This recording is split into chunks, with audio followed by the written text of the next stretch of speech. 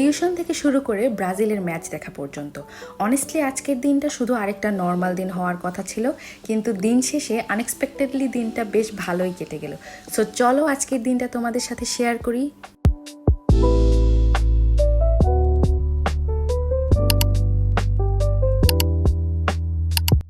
Hello everyone, welcome back to my another blog. আজকের দিনটা শুরু হচ্ছে বিকেল থেকে।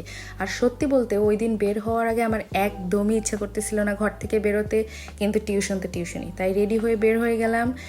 যাওয়ার আগে টুফুকে খুঁজেই পাচ্ছিলাম না, ভাবলাম কোথায় গেল। তারপর দেখি যে ও ড্রেসিং টেবিলের ওপরে বসে চিল করতেছে, কত কিউট লাগতেছে ওকে। কেউ মাশাল্লাহ বলতে ভুলবা না কিন্তু। তারপর রিক্সা দিয়ে চলে গেলাম পড়াতে।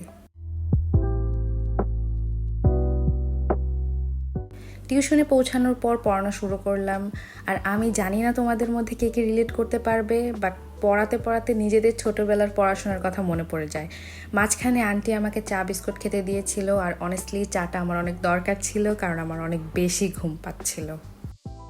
পড়ানো শেষ করে এই তো বাসায় চলে যাচ্ছি। বাসায় এসে আবার চা বানিয়ে বসলাম। হ্যাঁ, আমি জানি এটা আমার দিনের মধ্যে দ্বিতীয় চা, বাট আমার মনে হয় চা ছাড়া প্রোডাক্টিভ হওয়া আমার পক্ষে পসিবলই না। চা খেতে খেতে আইএলটিএস ভোকাবুলারি প্র্যাকটিস করে নিচ্ছিলাম, কারণ ভোকাবুলারির সাথে আমার রিলেশনশিপটা অনেক কমপ্লিকেটেড। আজকে মুখস্থ করি, কালকেই ভুলে যাই, তাই চেষ্টা করি যখনই টাইম পাই কিছু কিছু করে দেখে নেওয়ার। আজকে আবার ব্রাজিলের ম্যাচও ছিল, তাই ম্যাচ নিয়ে এক্সাইটমেন্টটাও অন্য লেভেলের ছিল। আমরা আগে থেকেই শর্মা কিনে রেখেছিলাম, তাই ওইগুলো একটু গরম করে নিচ্ছিলাম। আর আমার বোন এখানে ম্যাগি নুডলস বানিয়ে নিচ্ছিল। ম্যাচ কি আর খালি মুখে দেখা যায় নাকি, তাই সব খাবার রেডি করে নিচ্ছিলাম।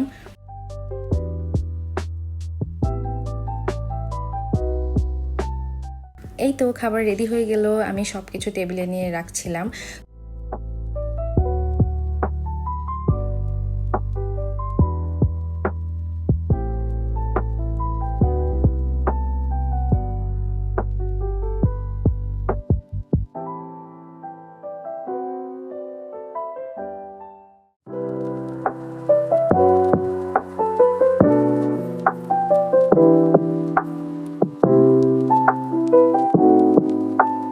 তারপর সব খাবার রেডি করে বসে গেলাম টিভি দেখতে। কিন্তু ম্যাচ শুরু হতে তখনও অনেক টাইম বাকি ছিল, তাই ভাবলাম বসে বসে কি করা যায়। তাই ভাবলাম মুভি দেখে ফেলি। গুড নিউজ মুভিটা দেখছিলাম, কারণ এটা আমাদের দেখা হয় নাই। আর এখানে মুভি দেখতে আমাদের টোফুও চলে এসেছিল। মুভি শেষ হতে হতে ম্যাচের টাইমও হয়ে গিয়েছিল। ফাইনালি ম্যাচ শুরু হলো, আর ম্যাচে কি হয়েছে সেটা নিয়ে আর কিছুই বলার নাই, সবাই জানোই। তারপর ম্যাচ দেখে ঘুমিয়ে গিয়েছিলাম। সারা রাত জেগে থেকে আর চোখ খুলেই রাখতে পারতেছিলাম না, এত ঘুম পাচ্ছিল। So that's it for today.